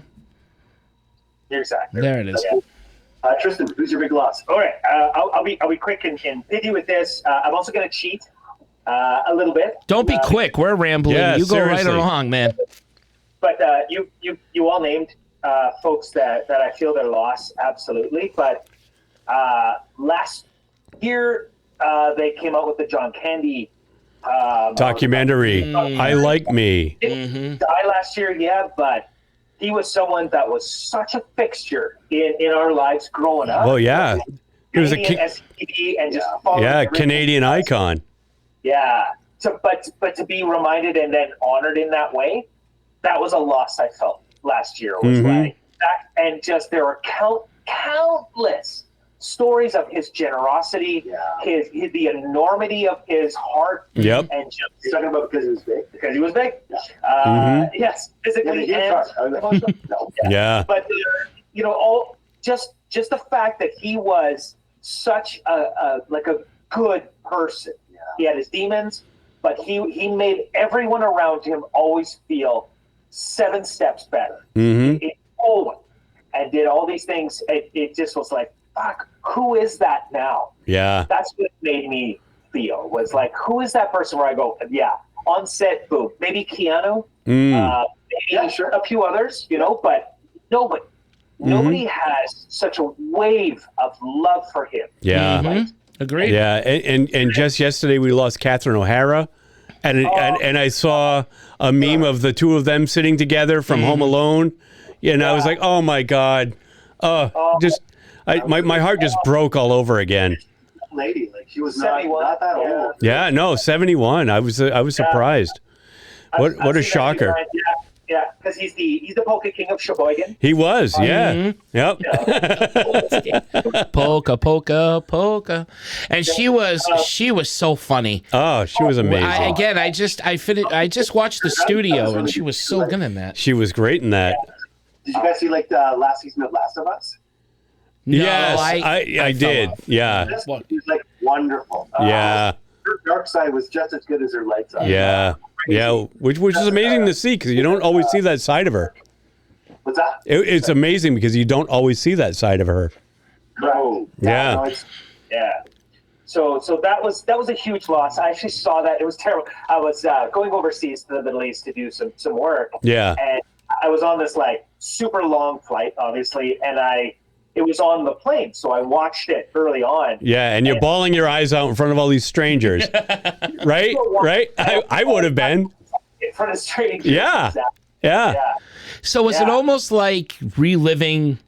It's almost like he died twice because you saw that documentary. Yeah. Again, and it all came back. Yeah, I could see it that. was good. It was good. Yeah. And by contrast, I can't wait to see the Chevy Chase documentary where nobody likes him. Yeah, I don't think anybody's going to have heartfelt stories about Chevy Chase. Yeah, you know what? He's wonderfully creative, super good. His timing was unbelievable, but he was just a mean-spirited prick. It leaned into oh yeah. These. Cocaine will do that to you. That's right. Hell of a drug. Not that we know. Not that we know, he said, speaking from experience. I'm sorry. Chris, you're sniffing a lot. Yeah. What's going on? Powdered sugar! How about you, buddy? So my big loss was Hatton, truthfully. And what I think about this is there were so many things that he did when he was a younger man, and he was just he's not the most handsome, he's not the most he's not a leading Hollywood figure, but I love loved how he poured himself into everything. Like he was just like, he was all in on everything. Especially like, I think about like Unforgiven for sure. And just like, Tannenbaums or like, I don't know. It's just Superman. Lex Luthor. Yeah, Lex Luthor. Yeah. Gene Hackman. Yeah. So, but the thing that kind of strikes me the most is he's been gone for so long right now. Like he's been kind of receded, and he was like apparently dementia and other things that kind of like separated him from the rest of the world. And so there's a guy who should have been celebrated in a much different way and didn't really get the recognition they probably would have deserved. And someone should have helped him kind of gracefully like exit in a way, like kind of say like, hey, this is me. But yeah, that was a very, very tragic end. That was To be found like days later, you know, with his wife and like it's awful. And so I just feel like he wasn't celebrated in the way that he could have, and I think he changed a lot of films that I really appreciated and really enjoyed. Anyway, it's kind of my like. And when he died, I was like, one, where has he been? Right. Why don't I know more about his things? And I wanted to celebrate it in a different way, and I didn't. And so that kind of hit me in a way. I was like, shit, he's someone I like, and I didn't really give him the credit. Yeah. I would have. So that's my Yeah. All right. So, nice. When we're thinking about 2026 and everything we learned about 2025, what would you like to see different? What do we need 2026 to be that 2025 was not? Mark, I'm going to go. I want to see a better DC universe. We're off on the right track, but I've been right. I've been more of a DC than Marvel guy. Always, I love Marvel, but it was very hard to watch a universe like the DCU that just not coming together and really like not being able to see equally great like the characters I love in Marvel coming into fruition, and not being able to see that same magic in DC because of whatever reason, studio interference, a slew of bad movies, poor decision making, whatever. It was just this thing that was almost dead on arrival. Even the films that I liked, you know, I just had this feeling you were gonna not see anything from them, and you didn't, and that was pretty tough. So I'm hoping with 2026, with the new Supergirl movie again with Jason Momoa as Lobo. Yeah, I'm hoping we get not only another great DC film to continue a new universe, but even if we don't get another great Superman movie, let's not give up. Let's just keep going through. It's like Tito has said about Marvel many times. If they put out something shitty, they don't care. They move right on to the next thing and they keep going. Yeah. The MCU has had its share of lousy Marvel films, but they did not let it stop them from getting to Infinity War, which was fantastic. And that's what I'm hoping for the DC universe. And I'm also hoping to see more people. I'm hoping to see more exciting movies come out again. You know, original film, not just franchises. And you know, I love the franchises. I love my Marvel films. I love my DC films and my super. You know, one of the horror. I'd like horror franchises to keep coming back. I love you know, and but. It's nice to go in and just see something like we talked about, like Sinners or Weapons, when you're totally unprepared for what's coming. And I hope we get more of that. You know, I want the movie experience to be something fantastic again, where you can go in and you can come out of a movie and be like, I haven't seen anything like that. So, but that's awesome. Okay, Brien, what do you think? Yeah, I'm hopefully optimistic for 2026 going forward. I mean, we're only here at the end of January, so there's still a lot of stuff to look forward to. We've got Mandalorian and Grogu, which I'm hopefully optimistic for, because that series started off so strong, and it was like a course correction for, and I've made this point clear on our show, that I have never been a fan of Boba Fett. You know, the one Mandalorian that we knew of in the Star Wars franchise from the very beginning. To me, he was a nothing. He was a guy in a cool costume, and that was it. And even his costume was just iffy, because if you look at it closely, he's wearing cargo pants with a jetpack, you know, and a helmet. What the value is, and like what the mythology is around it. Right. Until, yeah. Until like warrior. Yeah. So, like, when they came out with The Mandalorian, I'm like, this is great. This is what Boba Fett should have been. Right. And then when they brought Boba Fett into the fold, I was like, why? Leave him out of this. Necessarily. Don't bring him in. It was unnecessary, and I was not a huge fan of the Book of Boba Fett that spun off of this. And I kind of think that maybe The Mandalorian lost its way a little bit on the road to where they're going. I still love it. Don't get me wrong. I still love it. No, but first season is still like... the first season is chef's kiss perfect. I love the first season. I love most of the second season. But the third season kind of lost me a bit. I'm a little trepidatious going into the Mandalorian and Grogu movie. But what's that? A redemption from like where they lost their way. Yeah. I hope it's going to be a course correction of the course correction that they made off of Boba Fett. But I do have faith in, I'm thinking of John Favreau, who's Filoni. Dave Filoni.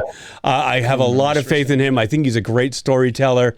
I just hope that he's not so much in bed with his Disney corporate masters who are whispering in his ear that this is the way they think it should go, and he sticks to his guns and brings the story to a nice full circle back to its original origin back in 2019 when Disney Plus first started off, and this was its flagship show. I really have high hopes for that. I also have high hopes for again another Disney property, which is Avengers Doomsday, coming out on my birthday, December 18th. And so I've got two things to look forward to at the end of this year. But my thing with that is when we had Endgame, we had 18 plus movies to fall back on that we were, like Marc said, brought us up to as stepping stones to this conclusion. And they had so many callbacks and so many things that they could refer to. The on your left, so many. That is America's ass. Well, yeah, so many little things that it was just like just fan service that was not for fan service's sake, but it was just so satisfying, and it clicked so perfectly. Like you want people to be attentive to like where has the story gone, right? Where are we taking the stuff, like the timelines, yeah, and how do we go back in the right way? Yes, exactly. Happy, but also to like kind of go like you've watched, you've been paying attention, you theorized. Right. Now I'm going to report that, and that's good thinking. Exactly. It really was. Mm-hmm. It really was done well on their part. And with Doomsday going forward, like since Endgame, Marvel has been such hit and miss that I don't think they have a lot to call back to. I don't think they have a lot of stuff that people really care that much about as opposed to the, phase 1, 2, and 3 leading up to Endgame. And I am, again, hopefully optimistic because I do like the fact that Robert Downey Jr. is coming back, that they're bringing back all the old people, Chris Evans and, Chris Hemsworth and everybody else that they're bringing back. And I hope that it's just not going to be overstuffed for overstuffing's sake. Okay. Yeah, totally fair. Yeah. So that's where I'm at. All right. Fair. Yeah. Hopefully optimistic. Hopefully optimistic. Yeah, both of you. Good calls. Yeah. I guess what I'm hoping for, what I'm optimistic about, connects to exactly what you guys were talking about. But I guess the concept of restraint. Yeah. That's what I'm hopeful for. Mm-hmm. That people are starting to go, okay, we don't have to just absolutely flood you with this. Mm-hmm. A little restraint. Yeah. And that's what I hope for Mandalorian Grogu. That's what I hope for Doomsday. That's what I hope for Deadpool 4. Agreed. Yeah. All that stuff that's going to be that I'm going to go see. I'm going to go and enjoy. Children of Dune going to come out? Dune Messiah? Is that going to come out? Is that this year? 2027, I would think. They haven't even started production yet. So. Yeah. But all that just, hey, you know what? Let's actually listen. Let's take just a beat and listen. That's where it feels like Wonder Man, so far, fantastic. I feel like they're just taking a beat and listening. Yeah. Hey, actually, let's get some enjoyable stuff. Like one of my favorite thing about that is Ben Kingsley.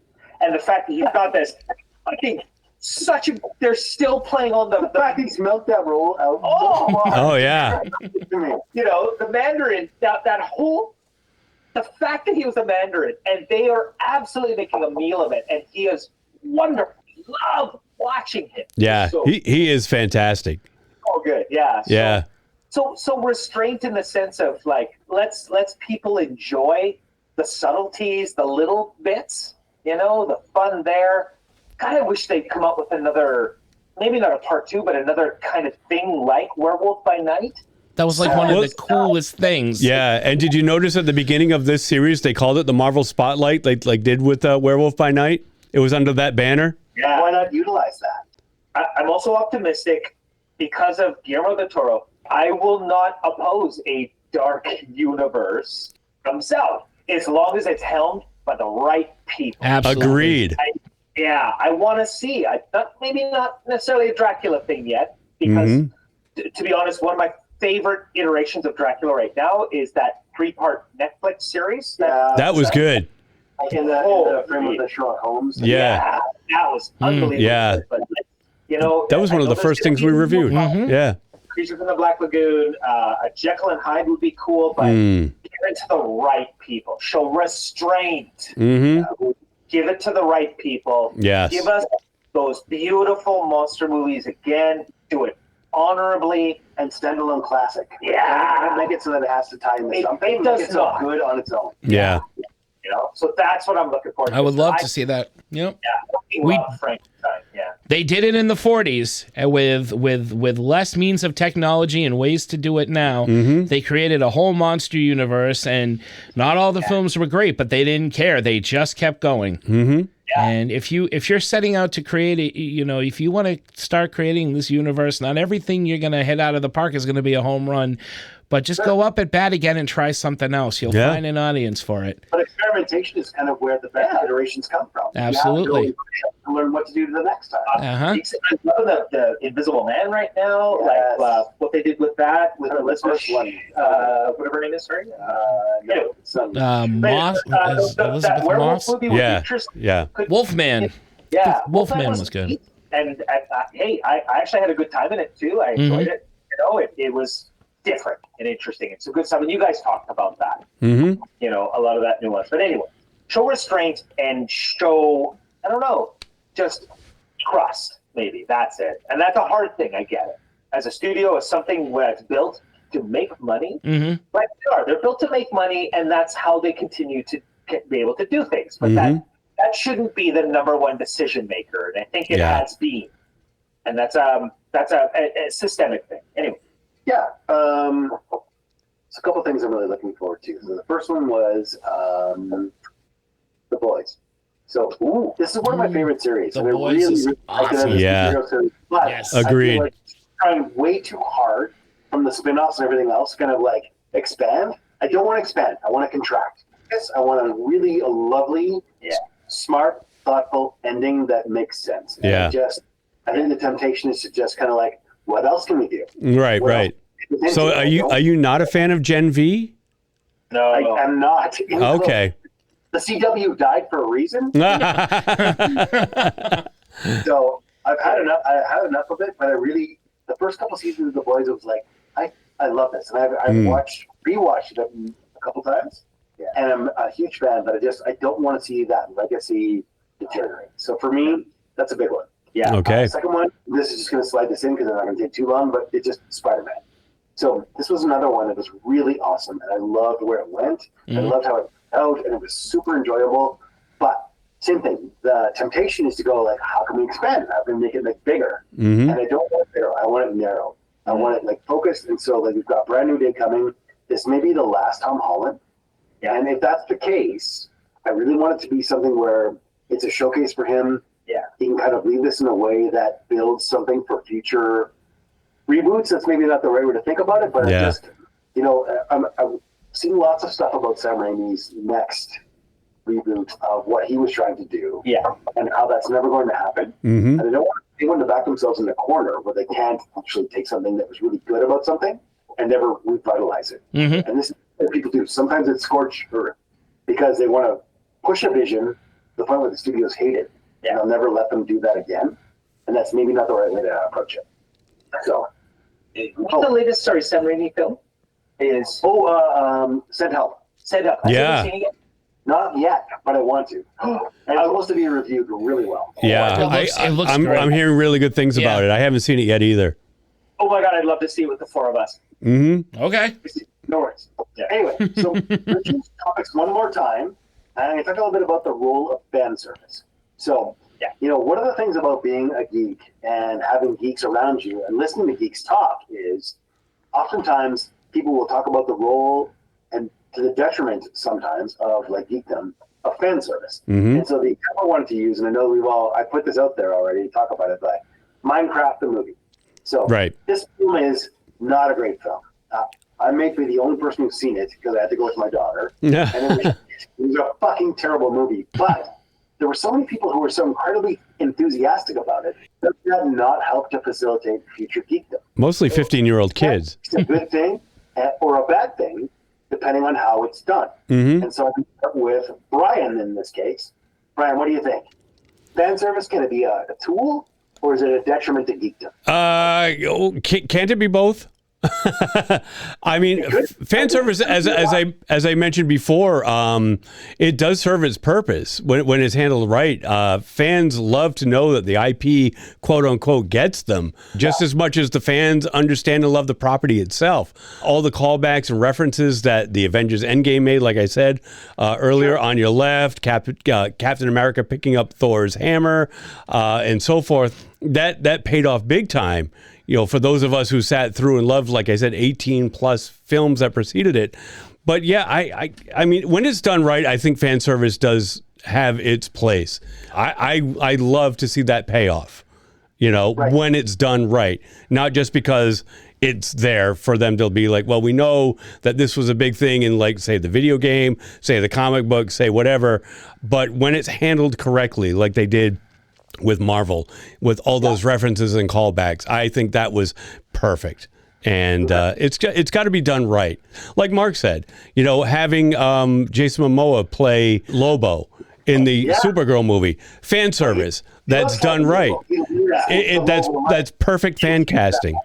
And it does have its place. I agree, it does have its place when handled correctly. I'm going to reserve you for last, but Tristan, what do you think? Yeah, I got it. Short and sharp. Here, again, love what Brian's saying. I would just say, fan service only works, in my opinion, when it's earned. That has to be earned. Yep. So, like I said, Captain America picking up Thor's hammer, that was subtly dropped even earlier on during Age of Ultron. Right, exactly. And Thor's face when he budged it even, and he's like, oh, shit. It's earned. When it's earned. Give it to me, and that's maybe a personal opinion. But when it's for the sake of it to try to appeal to a large audience, then I'm like, hey, I can recognize it. I don't like it. It makes me not want it. Right. So, that's just pandering at that point. Yeah. Exactly. Yes. Like, even though they weren't obviously in the same scene, it's showing up at the end of fucking Morbius. Right. So, hey, we did something together. No, fuck that. Yeah. No. Nope. Or not to pick on Morbius, but because he's a god awful film. But he's in the interrogation room, and he's like, what's wrong? What's wrong with you? He's like, oh, I'm hungry. You wouldn't like me when I'm hungry. No. Yeah. Fuck you. Fuck you. Nope. I'm not ranting about the Hulk anymore. I made a vow. All right, Marc, what do you think? Where's fan service right now? Are we doing ourselves a credit or a disservice? I agree with Brien. If it's handled right, it can be fantastic. If it's just in there, like Tristan said, if it's just there as a gimmick, we can smell a rat and it isn't good. Mm-hmm. You can't save Black Adam by putting Superman in it at the very last minute. No, you cannot. You did not make a great movie. But if you are leading up to something that the fans have wanted from day one, I talk about Jason Momoa as Lobo, or the last Spider-Man movie. Everybody wanted to see these three Spider-Men together. That's right. And they got it, and it was fucking awesome. Mm-hmm. You've just got to know when there's a time for it and when there isn't. Mm-hmm. I don't remember if I said this in one of our shows, but I think we were talking about it after. I like Deadpool Wolverine. I think it's a fun thing to watch, but it's not the best story. The story in Deadpool Wolverine is not that great. No. There's so many plot holes and stupid choices made. However, there is so much fan service in that movie that if you are a Marvel fan or a comic book fan, you are getting it every 5 seconds. You don't know, and quite frankly, you don't care because you're having fun. There's Wesley Snipes as Blade again. There's Jennifer Garner as Elektra. Yes.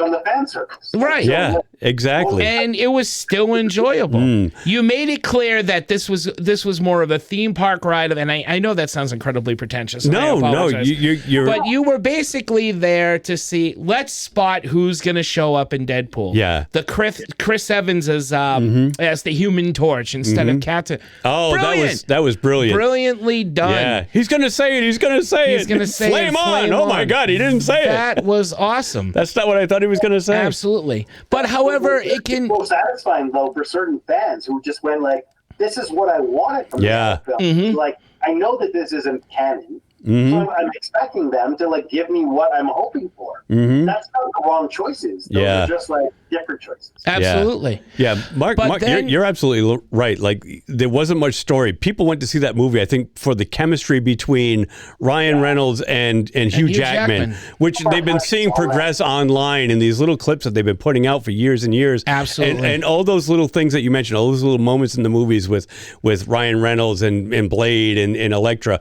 that was just the icing on that cake. Yeah. You know, and it's a buffet of dessert. Oh, and it was great. You know what? It's awesome. But it can work against you. I bring up the Flash movie. Now, I like the Flash movie just fine. And I loved, but Michael Keaton coming back as Batman should have been a lot bigger and better received than it was. And I think the reason is it was a shitty story and in the end of a dying franchise that did not know where it was going to go. It had a Flash nobody liked for reasons outside, whatever. And it just didn't know what it wanted to be. And here's another thing.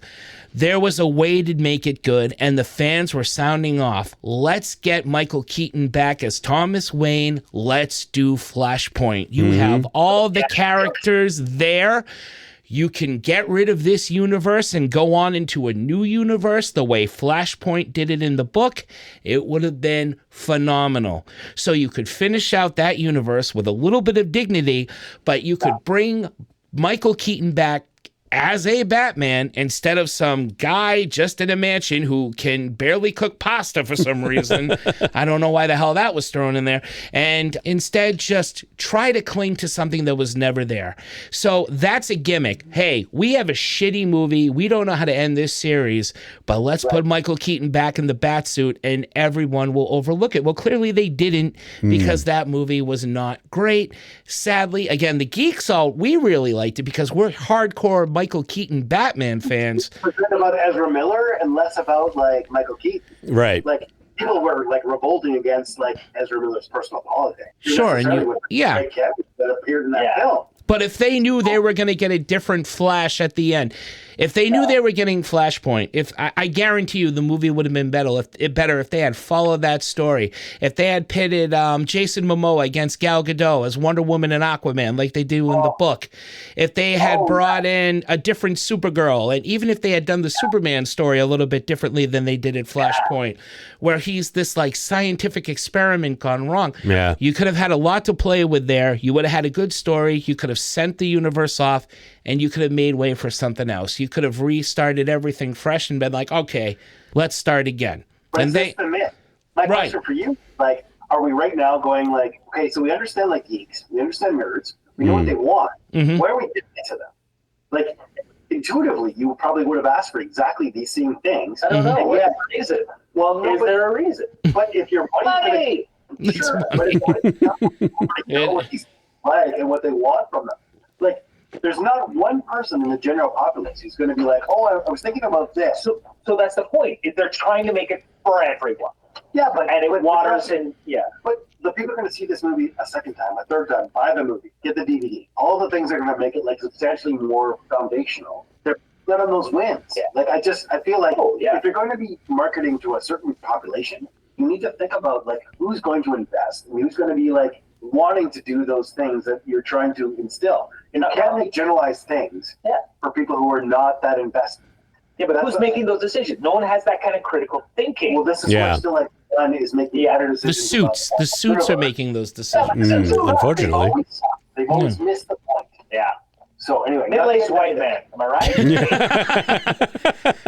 And you know, and frankly, just make the damn movie. It can find its audience. There have been movies that were made in the 90s, like The Shadow or The Phantom, that nobody, or The Rocketeer, that nobody paid attention to, which are now beloved movies.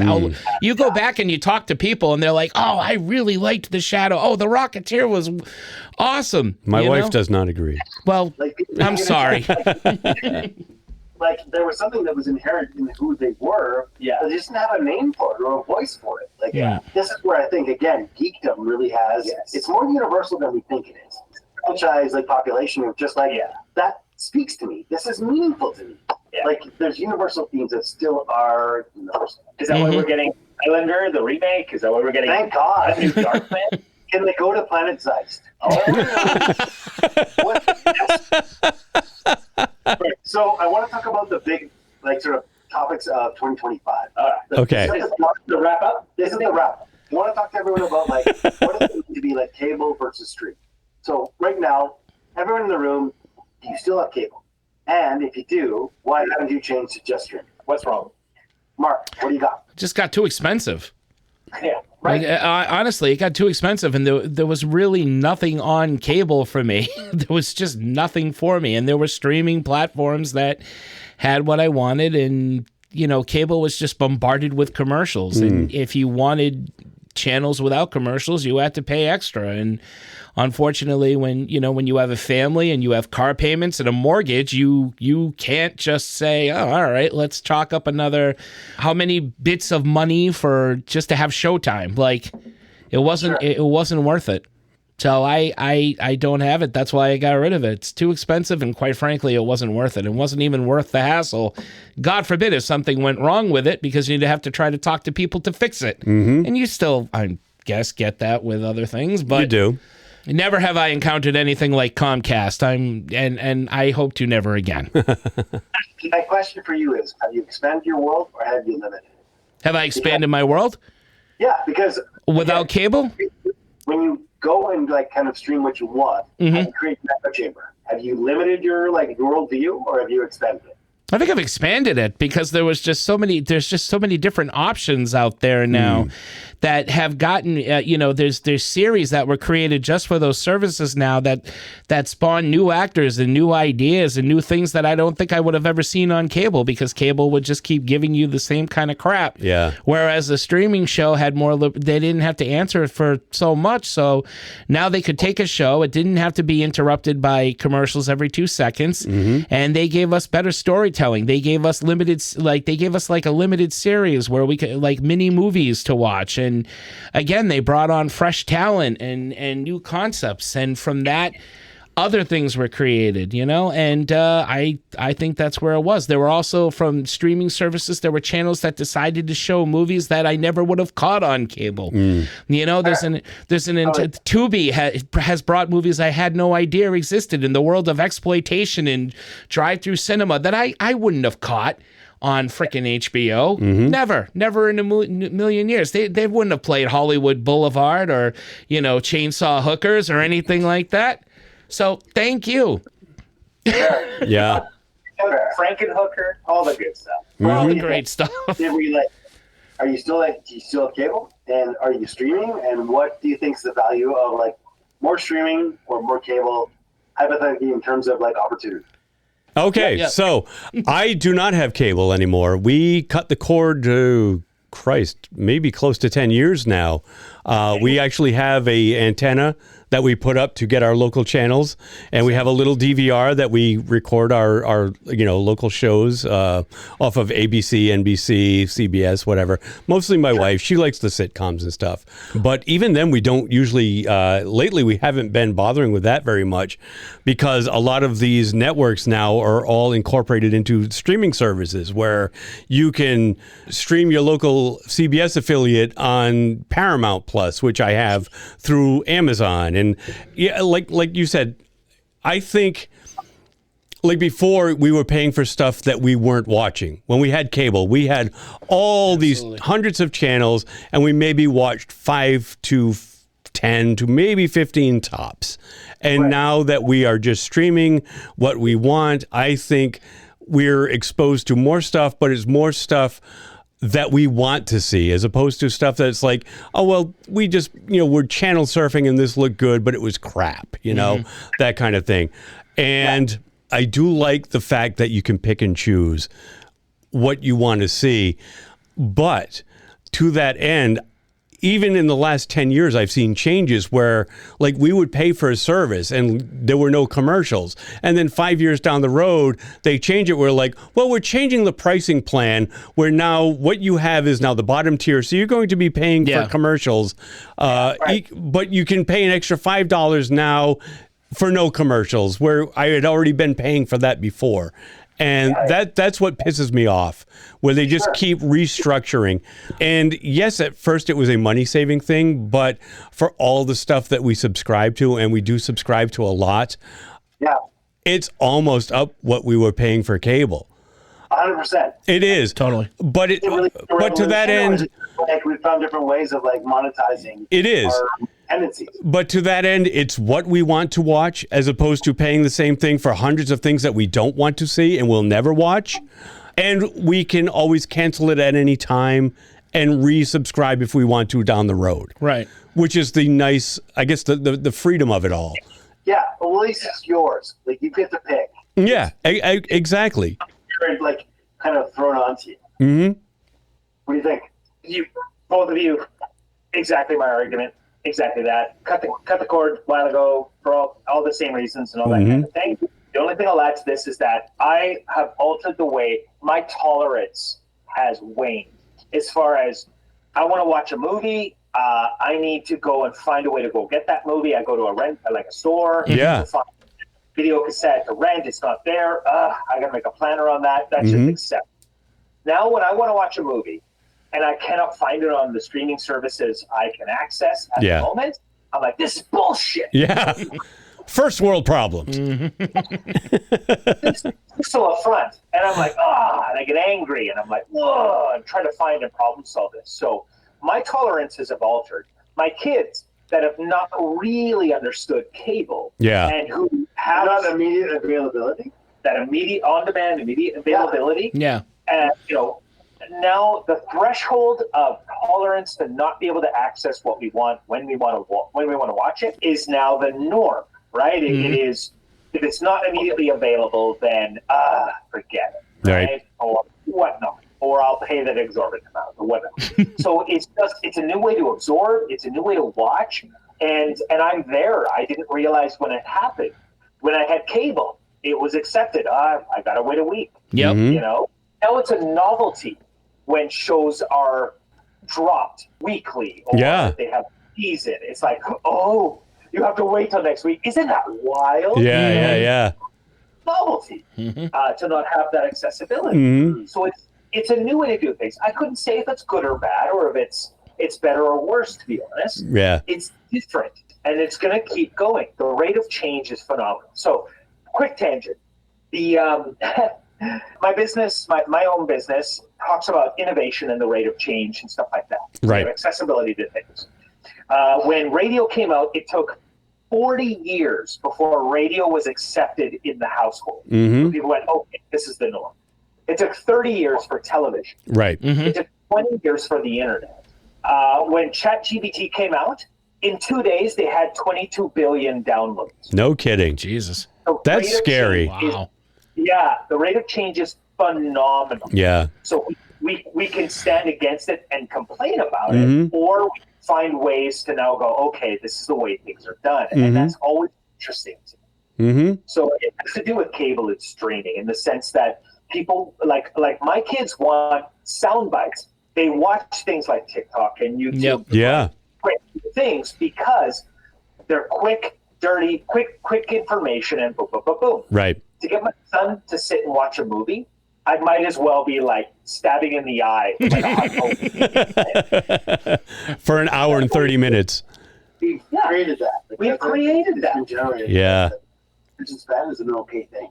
But it's not going to change. No, it's so is geekdom going to, and it has in many ways, accommodate for that in a lot of ways? Is it now changing because it has to, not because for other reasons, but is it changing because they're now core audience, us old guys who are, love the nostalgia and we are still an influence.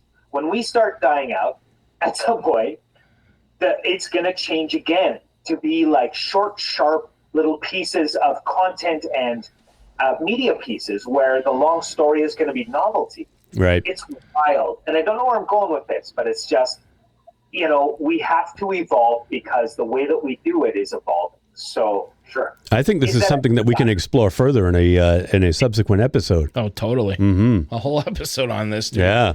Because there is a lot to unpack there. It sure is. But I will say, to add to that very quickly, we are raising kids on things that we love, and I know for a fact that, while it is hard to get a kid to sit down and watch a movie, it can be done. I do it with my my kids and I have watched movies together. It can be accomplished. Digital media. We had a topic about digital media, versus tangible media, owning Blu-rays and stuff. And I said this, our generation is we're still getting fed, tangible copies of movies with special features and designs, and things are going back to practical effects. I think everything is just going to be a circle. I think now this instant gratification is a thing that's going to be with us, but I think when we are gone, we are going to have left our insights onto things and our influences over our children, and our children are going to be like, hey, this is kind of cool how they had to do things. The same way we're collecting vinyl again. Vinyl went away. We have tapes, CDs, everything's quicker, clear. Yeah, digital. And then all of a sudden we got bored with it, and now we're collecting vinyl again because we miss the sound of a record. We miss the sound of scratches. And, and then with nostalgia shows like Stranger Things, VHSs have been brought back into the limelight. We miss the analog of it all as opposed to the digital. And we miss the humanity of things. And streaming services and special effects and digital entertainment and all this computer stuff, it can entertain, but only for so long. But there's always going to be the love for a guy in a rubber monster suit. Yeah. And I know for a fact that my kids still, my daughter Livy especially, her favorite movie is Better Off Dead, a comedy that I don't even think you could make now. No way. Emily loves Psycho. They both watched the original Dr. Jekyll and Mr. Hyde, and that was from the 30s. There are things that will always endure and types of media that are always going to endure. I think that is. So, what's the rationale for wanting more tangible, physical, not AI generated? Because it's a human response to things. We as humans respond to other things made by humans, and I don't care who you are. There's a part in everybody's brain that knows for a fact, this is done by a computer. It's too perfect. Yeah. It's good to look. It's good looking. But there's no humanity behind it, and I can only get the same thing out of it for so long. Yeah. I can watch a guy in a Godzilla suit jump around, look goofy, but never stop loving that, because it's almost the imperfections of that make us relatable, because we as humans are not perfect. So when we see practical effects and things not entirely 100% accurate, we relate to it and we fall in love with it in a way that we're never going to fall in love with anything that's done by a digital with the exception of maybe Jurassic Park. That's the only thing I can think of. Yeah, and to want to put yourself in those scenarios. Just be that person in that moment, and that visceral response makes it so more tangible. Right. And to speak about, go ahead, Tristan. Oh, I was just going to say really quickly, that's a beautiful point that you just made, Marc. Thank you. About how we're bringing that down and making our kids excited about it. Yeah. I just want to, well said. And I love that. I love what you just said. That honestly, absolutely.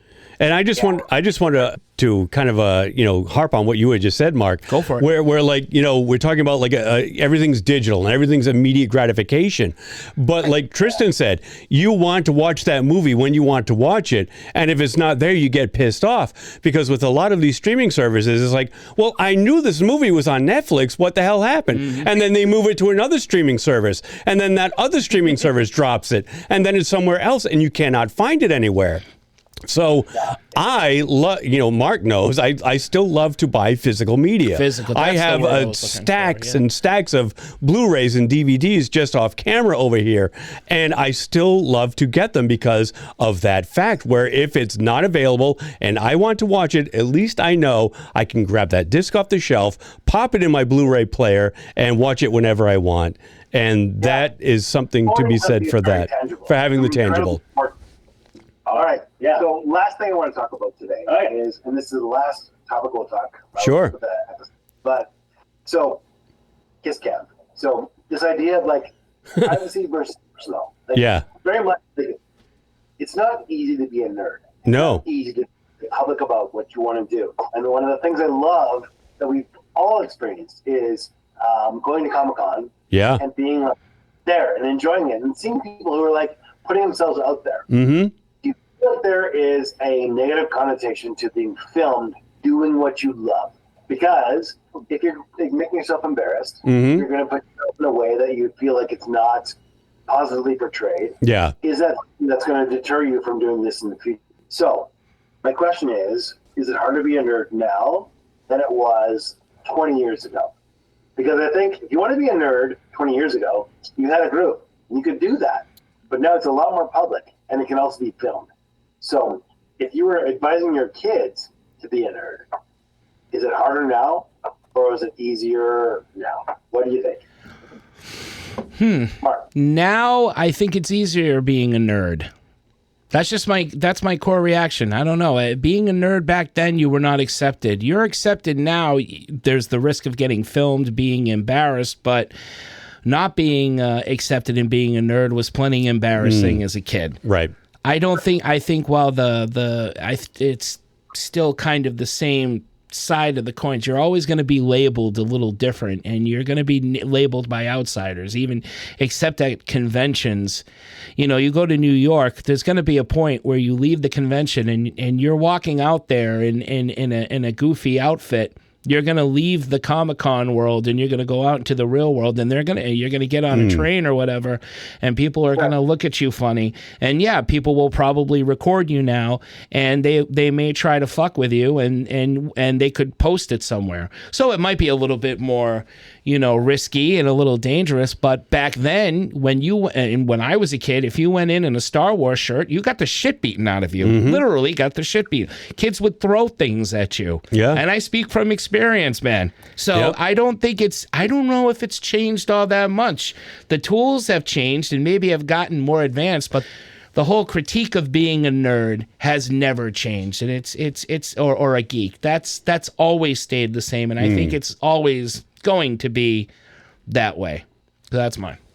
So, what do you think? Is it harder to be a nerd now than it was 20 years ago? I'm going to say hell no. I think it was harder back then. Like Mark said, you used to get the shit beat out of you. Whereas now, within the last 25 years or so, I think that was when geeks came into their own, and the geeks have legitimately inherited the earth. Where, like, Comic-Con, seriously, Comic-Con, even back then, was not like it is now. No. Comic-Con is like Mecca, and nerds and geeks, and even people who are nerd and geek adjacent, still want to go to Comic-Con to see what's new and exciting. And I think that's only changed within around the turn of the millennium, when we had the Lord of the Rings trilogy came out and Harry Potter became a thing. And you know what was the experiences for people? What was the big catalyst? I think that those were two franchises where the females started to attach themselves to it. Because when we were growing up, there were not chicks running around in Star Wars t-shirts like there are now. There were not chicks running around with elf ears. There were not chicks running, in cosplay like there are now. And I think that's what made it more acceptable, was that females started to get into these franchises because of Lord of the Rings, because of Harry Potter, and it was only within the last 25 years or so, and that was when everybody else started to take notice. Like, the girls are into this now? Maybe we should get into this now. Or whatever. But whatever it was that got them into it, they're into it. And the geeks have legitimately inherited the earth. And I think that was all because of those two franchises that came out at the end of the 90s, the beginning of the 2000s, and it just turned everything around. It became more acceptable. Comic-Con and all these genre movies and everything. It became more mainstream. Superhero movies. Who thought that we would have 25 years of superhero movies? Who knew that, 2008 when Iron Man came out, it would launch this entire multiverse of movies, this entire Marvel universe. It's just staggering.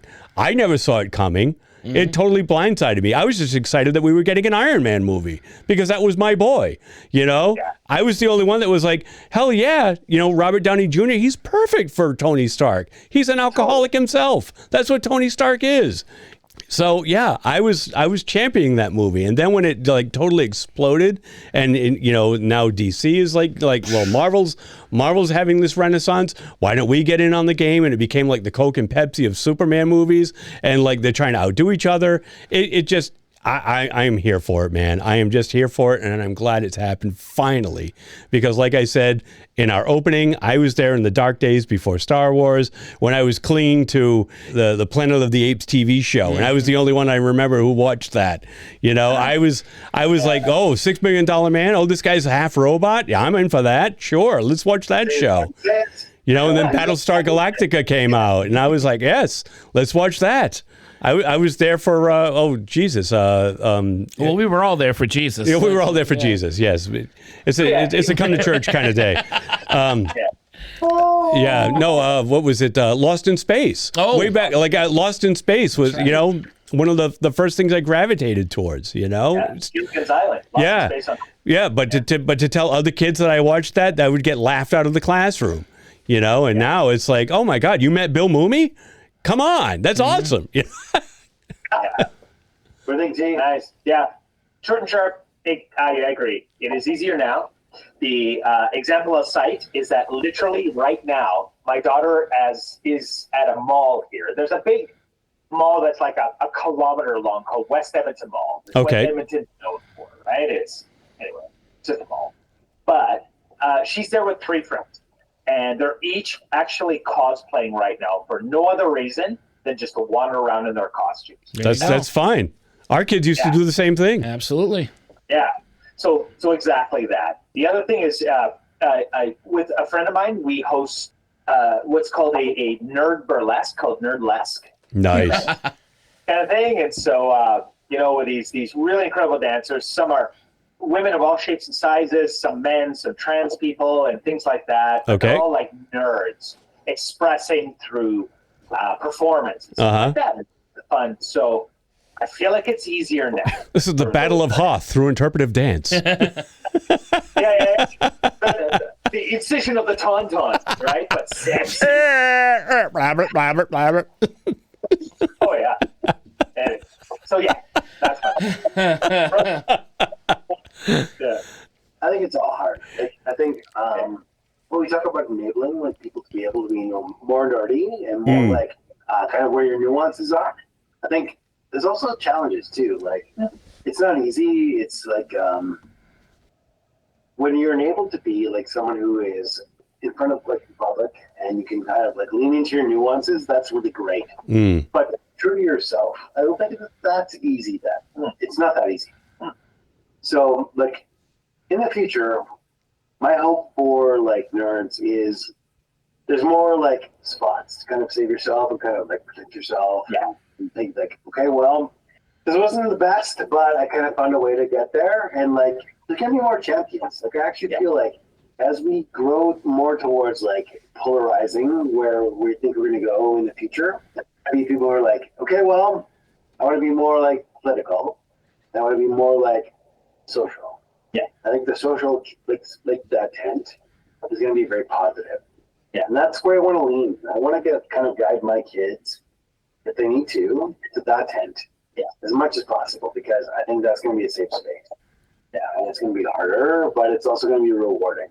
Yeah, and I don't know, like, I'm actually optimistic. I think, like, I love our geeks. I love our, like, little, like, things that we create, like, Comic-Cons and, like, little things just to kind of make things better. And there's a really nurturing spirit that exists within the best part of people.